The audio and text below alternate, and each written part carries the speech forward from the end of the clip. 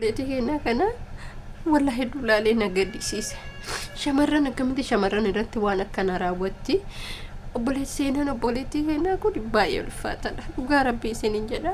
Barreeffama isallee isinii maxxansa. Suuraa isinillee argitan kana namni akkana isirratti raawwate shamarreedha jechuudha. Hiriyaa taatee itti dhiyaattee kaafee hojii dhaqanii shaayii bunnaan jiraa miti minamina waliin jechuu hin dandeettanii miti. Hiriyaa dubaralleen darbatina hiriyaa dhiiralleen abdatina namni amma gisee amma amantii dhabee jira. Yaamanii wantoota hedduu isirratti raawwatan. Wallahi waan hedduu isirratti raawwatan. Wanni isirratti raawwatan baay'ee ulfaataadha. Assalaamu alaykum wa rahmatullahi wa barakaatuh. Boleeyyan kiyya hundumti keessanuu kan islaamaa kan kiristaanaa hedduu isin jaaladha. Garuu wanna baay'ee namatti ulfaatu. Politician tanarratti waan raawwatu waan hedduu namatti ulfaatudha. Namni keenya hiriyaa ta'ee sitti dhiyaate wallahi ani mimmaanii jenna dhaabbatu jechuudha yoo fiiduu yoo suuraa isii sanatti keessatti akkas godhe dhalaadha. Akkuma hiriyaa takka wajjin deemanii kaafee seenanii dhuganii maal jedhanii garuu barreeffamicha arge gaafa dubbiseetiin hin jedhu obboleeyyan kiyya maal godhanii ergasii fuudhanii ara wajjin gallu malee jedha. Shaayii bunnallee shaayii malee taatu bishaanumallee dhuudu injiraa miti ati hiriyaa dubaraan amantaa kaate obboleettiin teennatuun wajjin mana olseenti. Yeroo mana olseentu nama sadiitu jira yaa namoonni sadiin kun mucattii kanatti taphatanii maal godhanii keessanii qullaa isii waraabanii kan isii dhiisan.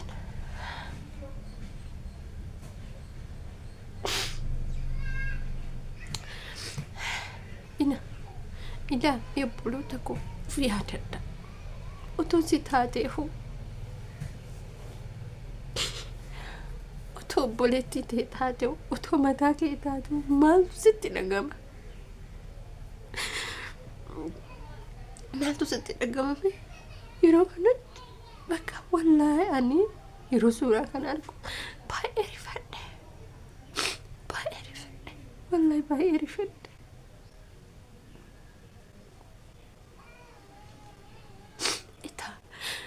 Shamarran illee waan akkana namarratti raawwatti. Itaa shamarran illee kana yaada jedhu wallahi natti dhagame.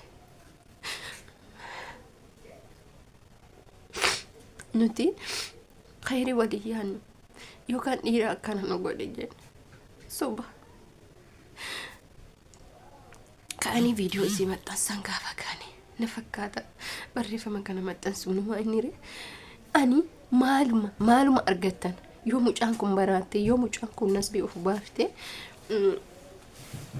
istaas tokkotu maal jedhe isinitti fakkaata shamarran takka jedhe hin beeytanii saafii jechuudha. Maal jedhe shamarran takka waan badaa tokko ofirratti arguurra nasbii ofii baasu gaafa waan badaa san argite nasbii ofii baasuu filate dhuguma nasbii keenya baasuu filanne waan badaa tokko argine jechuudha.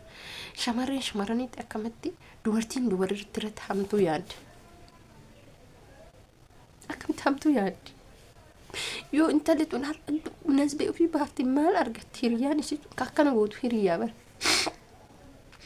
ati hiriyaa kee shakkita hiriyaa dhiiraa dhiisi dubaraa dhiisi dhiireen shakkita erga nama tokko hiriyooma qabaatte namni keenya hamma kana hunda ga'e jechuudha. Hamma kana hunda walirratti ga'e.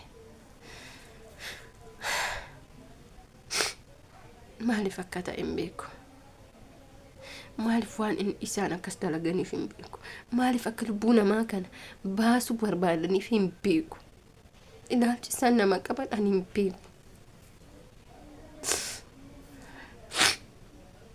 Ani waan takka dubbadhu rabbii kiyyoo wannumaan ta'an obboleeyyan kiyya biyya namaa jirtanis biyya keessa jirtanis hundumtuu amma hin sodaachisa. Hiriyaa jettee wallahi dhaamsilan isin dhaam akka obboleeyyummaatti dhaamsa obboleeyyummaan isin dhaam naman dhamanii dhalalleen dhamanii hiriyallee dhamanii dhiirallee dhamanii inni ati dhamantu fira kee foon kee kasitti aanu qofa على قسنا نما تكون أماني والله نما تكون أماني نمني أما أمان تافيتاتي eessan maqaa kee balleessu eessan lubbuu kee baasu eessan haqa kee nyaadhu eessan dayfa kee nyaadhu jedha dubartiin dhuguma gaafa xuriin tokko hookin maqaan tokko isii tuqe addunyaa kana gadhiisuu filatti sababni isallee isatu itti dhagama isatu itti mi'aawa jiraadhee waan badaa naan jechuurra du'ee biyyeen na nyaachuu wayyaa isa jedhu filatti nuti har'a kana maalii waliin geenne nuti mana namaatitti cinqabnee yookiin intalli kun ani wallahi bakka jirtu meeku biyya jirti biyya alaa jirti hin beeku garuu obboleeyyan kiyya fedhiin kun akka gizee takka akka gizee lama ta'uu danda'a inta dubartii takkitti dhiirri sadii taphachuu jechuun maal jechuudha dhiirri sadii dubartii takkatti dhiirri sadii kana keessaa immoo koomentichi baay'ee wantaadha achirraa maal jedhame qarshii wayiitti na fakkaata mee qarshii wayii na fakkaata sii kenna koomenti waan nama barreeffamichi jira isinii maxxansa obboleeyyan kiyya wallahi ani biyya ta'a biyya keessa ta'a koomenti waan bicha barreeffama maxxansan bicha arge garuu eenyumaa yoo ta'e hin amanin rabbii kee tokkicha kana malee nama hin maatii keetiin ala hin amanin maatiin keetu obboleetti tiruu kee dhalattee fira kee hoo ta'e malee firruyyuu gizee amma kasi nyaatu jira ani amma bakka wallahi namni bakka hedduu ulfaataadha ilma namaa hojii itti baatee galtuun beektu akkitti jiraachuun akkitti jiraatan hin ulfaata ilma namaa hojiinuyyuu akkitti jiraatan baay'ee ulfaata namni amma odooti madditeetu kaameraa si kaasaa odooti maal jettu si waraaba bakka siistama hedduutu jira mate amma kun immoo zaahiratti ergasuu waan sana irratti raawwatan maaliif viidiyoo isii waraaban ergasuu waraaban maaliif maxxansan keessatti qaqqaban laala uf eeggannoo godha yeroo baatan yeroo mana namaa deemtan xemqibqoodha uf eeggadha yeroo mana hiriyaa deemtan uf eeggadha hin amanina ibalu gaariidha ibalu maalidha hin jedhina isinii galee hin jedhina abadan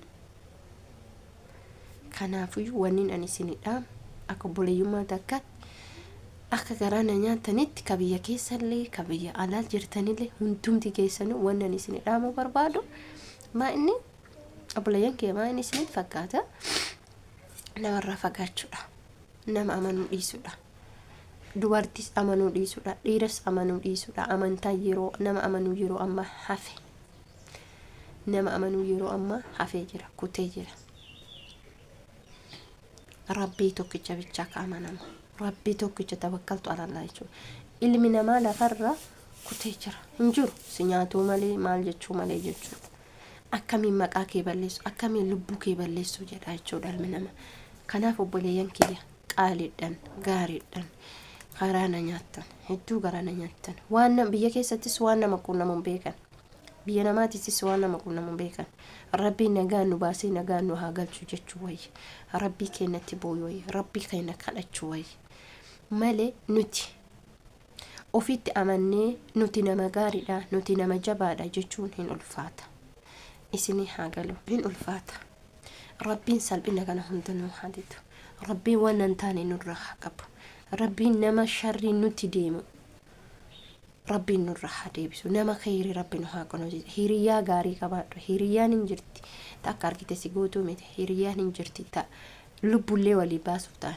hiriyaan hin jirti bara garummaa inni guddaa maanni nama hunda amanii hin amanin ibaluutiyyaa hin amanin dhalaan ammaa immoo amantii fixattee jirti rabbii tokkicha amana rabbii tokkicha malee namni hin jiru ibaluutiyya bira dhagayettee fiidee manaan bee ibaluutiyya bira dhagayettee fiidee manaan bee ani jiruu akkanaatirra wallahi akkuma jedhan namni jiruu akkanaa yoo arge lubbuu isaa tana baasu garaa isa nyaattu intala kana akkitti isiin garaana nyaatte wallahi akkitti isiin garaana nyaatte ani namuma kenna kana bicha rabbummaan isaa hasabu rabbiin isaa hasabu nama kenna kana wallahi rabbi isaa hasabu nama gifii nama irratti dal akka nama ilboleeyyan hin qabne akka nama fira hin qabne akka nama zarii hin qabne akka nama dhala deebi'ee heerumee namni sun dhalchus dhalatus dahus hin dandeenye dhalas ta'e dhiiras ta'e akka nama gifiin isa tuquu hin dandeenyetti deebi'ee waan kana nama irratti rabbiin zajaa isaa haa deebisu nama waan kana godhe wallahi billahi rabbiin zajaa isaa haa deebisu du'aa itti godha obboleeyyan kee oolchee isan bulcheen